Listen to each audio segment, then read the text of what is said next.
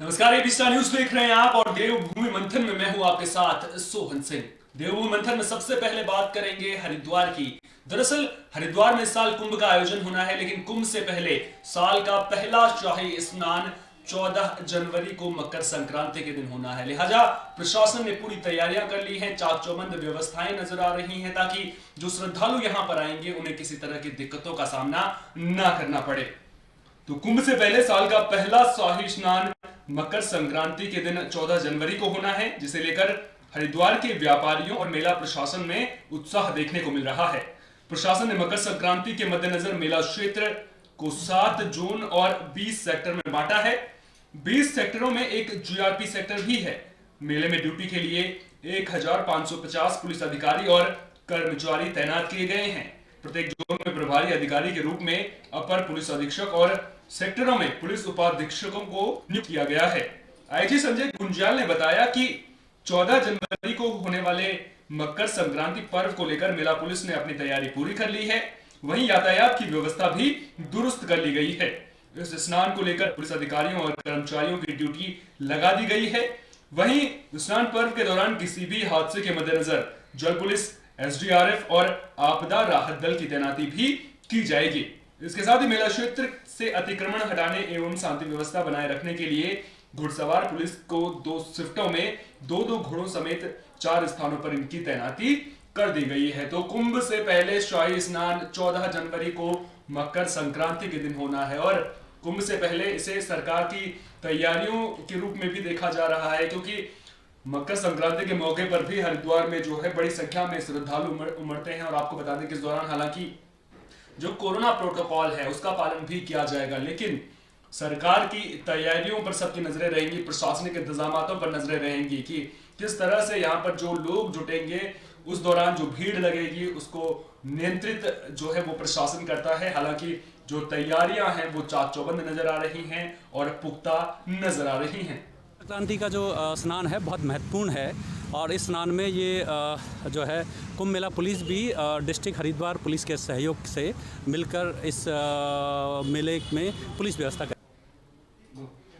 Corona काल से हताश यात्रियों को कुंभ से बड़ी उम्मीदें हैं, लेकिन सरकार ने कुंभ का नोटिफिकेशन जारी नहीं किया है, जिससे व्यापारियों में नाराजगी देखने को मिल रही है। जिसके बाद व्यापारी सरकार की मंशा को लेकर सवाल खड़े कर रहे हैं। आपको बता दें कि व्यापारियों ने साफ तौर पर कहा है कि जो सरकार है उसकी मंशा यहां पर कहीं ना कहीं ठीक नहीं लग रही है। जिसके बाद व्यापारियों ने मकर संक्रांति के दिन शाही रैली निकालने की बात यहां पर कही है और साफ तौर पर कहा है कि शाही रैली निकालने के बाद हर की पैड़ी में जो व्यापारी हैं वो स्नान करेंगे। तो कोरोना काल से हताश हरिद्वार के व्यापारियों को कुंभ से बड़ी उम्मीदें थी, लेकिन कुंभ का नोटिफिकेशन ना किए जाने से व्यापारियों में नाराजगी देखने को मिल रही है। अपनी नाराजगी व्यक्त करते हुए हरिद्वार के व्यापारी 14 जनवरी को मकर संक्रांति पर शाही यात्रा निकालेंगे और हर की पैड़ी में स्नान करेंगे। ये जानकारी प्रदेश व्यापार मंडल के अध्यक्ष ने दी। उन्होंने कहा कि यह बड़ा ही दुर्भाग्यपूर्ण है कि आजादी के बाद से कुंभ के लिए जनवरी महीने में ही नोटिफिकेशन होता चला आया है। इतिहास में ऐसा पहली बार है जब प्रदेश सरकार ने अभी तक नोटिफिकेशन नहीं किया है। नोटिफिकेशन से देश और विदेश के लोगों को यह पता चल जाता है कि कुंभ शुरू हो गया है, जो इस बार नहीं हो पा रहा है। व्यापार मंडल ने कुंभ को लेकर सरकार की मंशा पर सवाल खड़े किए हैं। साथ ही संजीव चौधरी ने अखाड़ा परिषद और गंगा सभा से आग्रह किया है कि वे प्रदेश सरकार पर दबाव डालें कि वे जल्द से जल्द कुंभ का नोटिफिकेशन जारी करें। प्रदेश सरकार द्वारा मकर संक्रांति के स्नान को लेकर जारी की गई एसओपी, जिसमें यात्रियों से कोरोना टेस्ट की रिपोर्ट लाने को कहा गया है। सरकार की इस एसओपी को व्यापारी नेता ने सरकार का तानाशाही और तुगलकी फरमान बताया है।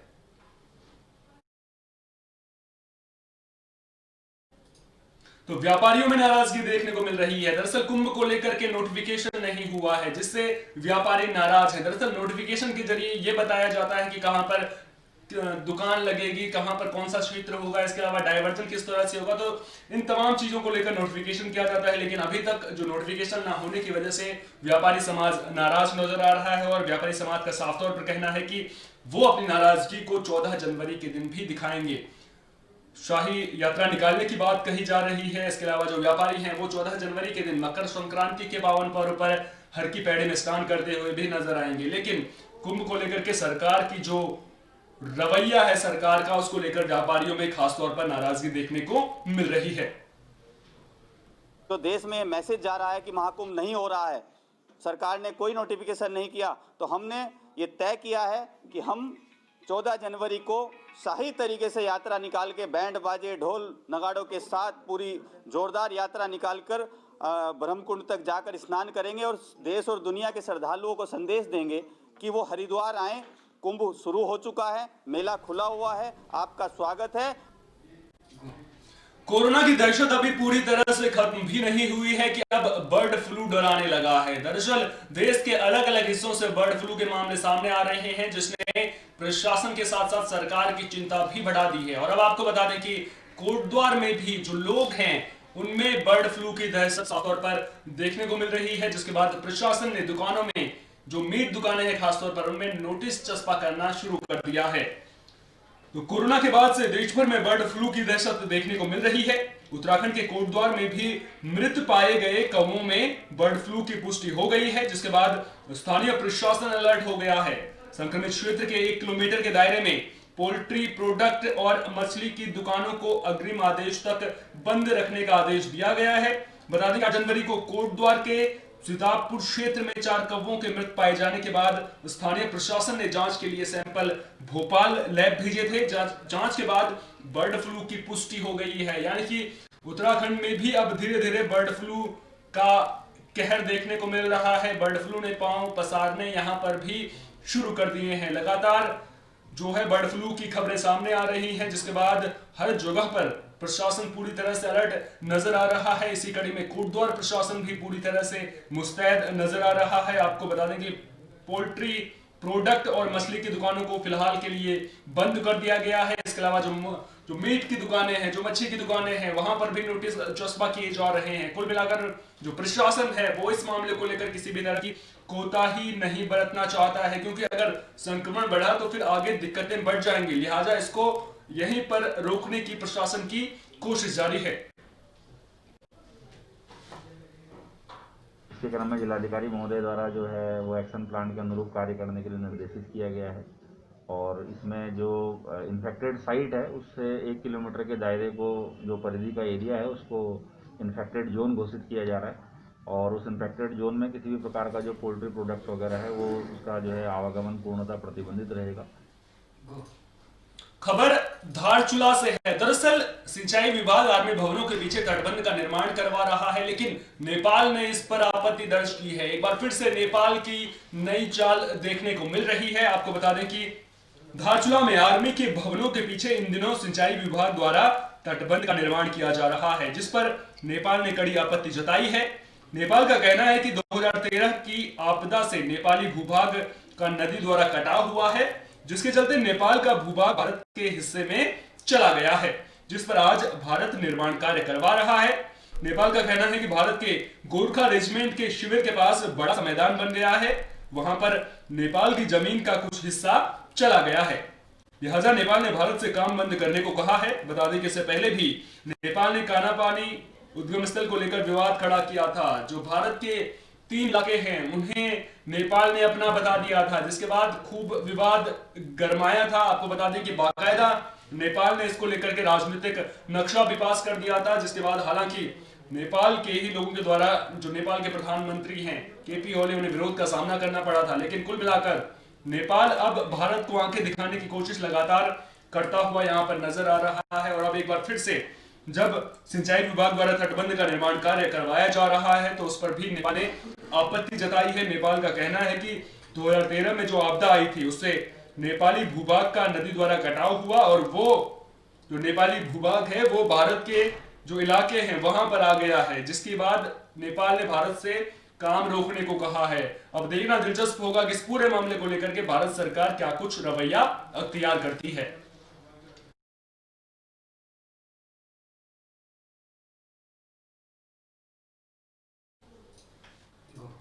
21 जनवरी से कोरोना का वैक्सीनेशन शुरू हो रहा है, लेकिन उससे पहले आपको बता दें कि आज कोरोना का दूसरा ड्राई रन किया गया। उत्तराखंड के भी कई इलाकों में कोरोना का ड्राई अभियान चलाया गया, जिसके तहत जो कोरोना का टीकाकरण है उसको लेकर के जो तैयारियां हैं उन पर तो लगातार नजर बनी हुई है, लेकिन उससे पहले उत्तराखंड में कोरोना का दूसरा ड्राई रन चलाया गया है। धारचूला में उपजिलाधिकारी की अध्यक्षता में कोरोना वैक्सीन का दूसरा ट्रायल किया गया। अस्पताल स्टाफ के 25 लोगों में कोरोना वैक्सीन का ट्रायल का टीका लगाया गया, जिसमें आज आशा वर्कर और अस्पताल स्टाफ को अपनी आईडी के साथ कड़ी जांच उपरांत टीका लगाने का काम प्रारंभ किया गया था।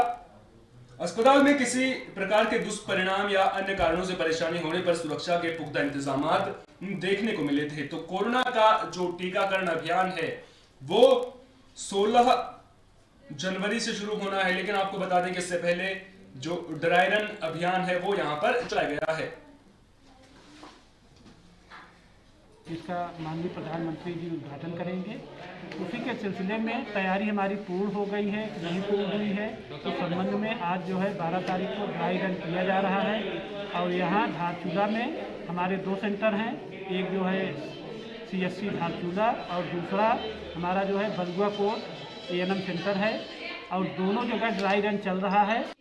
हमारे यहाँ जो है 25 लाभार्थी को हमने चयनित किया है, तो इनको आज वैक्सीनेशन होना है, और जिसमें 2 वैक्सीनेटिंग ऑफिसर हैं जो वैक्सीन का कार्य देख रहे हैं, एक डॉक्टर है जो ऑब्जर्वेशन रूम में है। अच्छा, हर पेशेंट को हम आधे घंटे के लिए जो है ऑब्जर्वेशन रूम में रख रहे हैं। खबर रामनगर से है, जहां 2 परिवारों के बीच आपसी विवाद की खबर सामने आ रही है। आपको बता दें कि देखते देखते विवाद इतना बढ़ गया कि नौबत मारपीट तक पहुंच गई। जो पूरा मामला है वो पुलिस संघर्ष में तब्दील हो गया। खबर रामनगर से सामने आ रही है, जहां एक बगीचे में काम करने वाले 2 परिवारों के बीच मारपीट का मामला सामने आया है। दरअसल दोनों परिवारों के बीच किसी बात को लेकर पहले विवाद हुआ था, देखते ही देखते खूनी संघर्ष में तब्दील हो गया। इस मारपीट में एक ही परिवार के 4 लोग घायल हुए हैं, जिनमें से एक की हालत गंभीर बताई जा रही है। मामले की जानकारी मिलने के बाद पुलिस मौके पर पहुंची और घायलों को रामनगर संयुक्त चिकित्सालय में भर्ती करवाया, लेकिन एक महिला की हालत गंभीर होने के कारण उसे हायर सेंटर रेफर कर दिया गया है। पुलिस ने मामले में जांच के बाद दोषियों के खिलाफ कार्रवाई की बात कही है। तो रामनगर में 2 माली परिवारों के बीच में विवाद की खबर सामने आ रही है। आपको बता दें कि मामूली से बात को लेकर विवाद शुरू हुआ था, देखते मारपीट में तब्दील हो गया, और उसके बाद जो है खूनी संघर्ष यहाँ पर देखने को मिला है, जिसमें एक ही परिवार के 4 लोग घायल हुए हैं। महिला की हालत नाजुक बताई जा रही है, जिसे इलाज के लिए रेफर कर दिया गया है। अब देखने वाली बात ये होगी कि पुलिस इस पूरे मामले को लेकर के क्या कुछ कार्रवाई करती है, क्योंकि पुलिस की कार्रवाई पर जो है वो सबकी नजरें टिकी हुई हैं।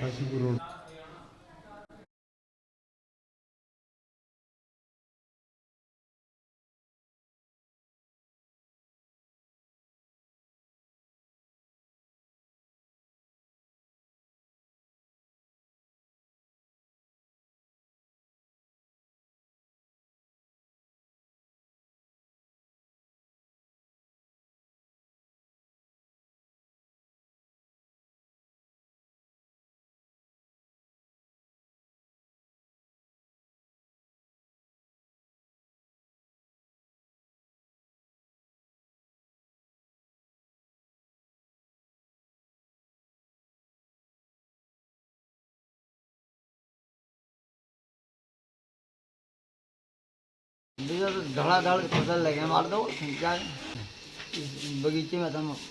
मैं भी माली हूँ, वो भी माली था। अच्छा। और 5-6 जने थे उसके पास, और उसने मारा इन्होंने जाके धड़ाधड़ मार दौड़ खड़ा ले जाके, ये भी मारा, लड़के को मारा, घर वाली को बहुत पेट उड़ फाड़ दिया। इसमें एक सूचना मिलने पे ये बगीचा है अनिल अग्रवाल जी का, रिलायंस पेट्रोल पंप के पास काशीपुर रोड पे। उसमें ये रामवती वाइफ ऑफ जस्सू, इसके पेट में काफ़ी चोट लगी है, इसकी आंतें वगैरह बाहर आ गई थी, इसको हॉस्पिटलाइज किया गया है। फिलहाल कंडीशन स्टेबल है और इसको हल्द्वानी रेफर किया गया। इसका बेटा भी वहाँ मौके पर मिला, वो भी घायल है, उसका एक दोस्त भी मिला है, उसे पूछताछ कर रहे हैं। कालाढूंगी के कोटाबाग में कोटाबाग महोत्सव का शुभारंभ किया गया है। आपको बता दें कि इस कार्यक्रम का मकसद युवाओं में नशे को लेकर के जागरूकता फैलाना है, साथ ही साथ युवाओं में जो जोश है उसको दर्शाना यहाँ पर इस कार्यक्रम का खास मकसद है। तो कालाढूंगी के कोटाबाग में कोटाबाग महोत्सव शुरू हो गया है। पहले दिन मैराथन दौड़ का आयोजन किया गया। कोटाबाग महोत्सव के आयोजक ब्लॉक प्रमुख रवि कान्याल ने बताया कि कार्यक्रम का मुख्य उद्देश्य युवाओं को नशे के विरुद्ध जागरूक करना और सामाजिक कामों के लेकर के प्रोत्साहित करना है। बता दें कि सभी प्रतियोगिताओं के विजेता प्रतिभागियों को 14 जनवरी को सम्मानित किया जाएगा। यह कार्यक्रम युवाओं को एक नई दिशा देने का भी काम करेगा। वहीं पहले दिन मैराथन के आयोजन में बालिका वर्ग में रिया भंडारी और बालक वर्ग में नीरज राणा ने पहला स्थान प्राप्त किया है। तो कोटाबाग महोत्सव का शुभारंभ हो चुका है। आपको बता दें कि पहले दिन मैराथन दौड़ का आयोजन किया गया। आपको बता दें कि जो कोई भी पहला स्थान प्राप्त करेगा उसे 14 जनवरी के दिन सम्मानित किया जाएगा। और इसी कड़ी में आज जो है बालिका वर्ग में रिया भंडारी और बालक वर्ग में नीरज राणा ने पहला स्थान प्राप्त किया है। दरअसल इस कार्यक्रम का मकसद युवाओं को नशे के खिलाफ जागरूक करना है, साथ ही साथ जो सामाजिक काम होते हैं उनको लेकर युवाओं में जागरूकता पैदा करना है। हमें मौका मिला है इस आयोजन को करने का, तो हमने सर्वप्रथम युवाओं को प्राथमिकता दी है इसमें कि खेलकूद को हमने प्राथमिकता दी है। जिस तरह से हम युवा हमारा आज का युवा नशे की ओर बढ़ रहा है, गलत मार्ग में भटक रहा है, तो उसको एक दिशा दिखाने के लिए, एक मोटिवेशन करने के लिए, एक अच्छे मार्ग पर चलने के लिए, खेलकूद के लिए, स्पोर्ट्स के लिए प्रेरित करने के लिए हम लोगों ने मैराथन और डांस प्रतियोगिताएं और सांस्कृतिक कार्यक्रम, ये हमने 3 दिवसीय कार्यक्रम जो कोटाबाग महोत्सव किया जा रहा है उसमें हमने इन तीनों आयोजन को हमने रख रखा है। आज उसके तहत आज मैराथन दौड़ से हमारे कोटाबाग महोत्सव की शुरुआत हो गई है। कृषि कानूनों के विरोध में किसान लगातार प्रदर्शन कर रहे हैं। किसान सरकार से तीनों कृषि कानूनों को वापस लेने की मांग कर रहे थे, लेकिन इसी दौरान आपको बता दें कि दिल्ली के बॉर्डर इलाकों में प्रदर्शन के दौरान कई किसानों की मौत के मामले भी सामने आए हैं, जिसको लेकर के जो काशीपुर के किसान हैं उन्होंने यहाँ पर ऐसे किसानों को श्रद्धांजलि दी है। आपको बता दें कि कृषि कानून के विरोध में लगातार प्रदर्शन जारी है, जिसमें कुछ किसानों की दिल्ली बॉर्डर पर मौत भी हो गई, जिसको लेकर काशीपुर के गड़ी नेगी क्षेत्र में किसानों ने एकत्र होकर आंदोलन के दौरान शहीद हुए किसानों को हवन यज्ञ करके उन्हें श्रद्धांजलि दी। दरअसल कुंडा क्षेत्र के गड़ी नेगी गांव में किसान मजदूर एकता के बैनर तले दर्जनों किसान आदर्श नगर में एकत्रित हुए और करीब 1 घंटे तक हवन यज्ञ करके दिल्ली में किसान आंदोलन के दौरान शहीद हुए किसानों को श्रद्धांजलि दी। इस दौरान भारतीय किसान यूनियन के नेता भी मौजूद रहे। किसानों ने कहा कि दिल्ली बॉर्डर पर दर्जनों किसान शहीद हो गए हैं, परंतु मोदी सरकार अपनी हठधर्मिता से बाज नहीं आ रही है। साफ तौर पर किसानों में आक्रोश देखने को मिल रहा है और जो किसान यहाँ पर शहीद हुए हैं उन किसानों को सम्मान देने के लिए, उन किसानों को श्रद्धांजलि देने के लिए यहाँ पर हवन यज्ञ का आयोजन किया गया है।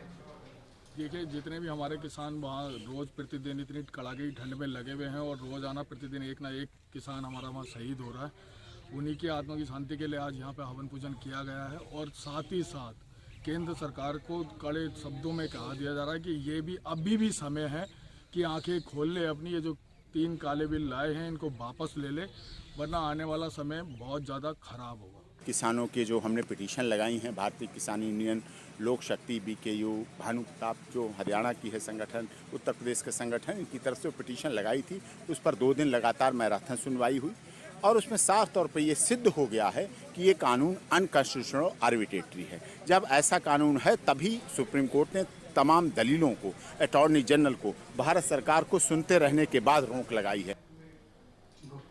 देवभूमि मंथन में मेरे साथ इतना ही। देश और दुनिया की तमाम अहम खबरों के लिए आप देखते रहिए विस्टा न्यूज। मुझे दीजिए इजाजत। नमस्कार।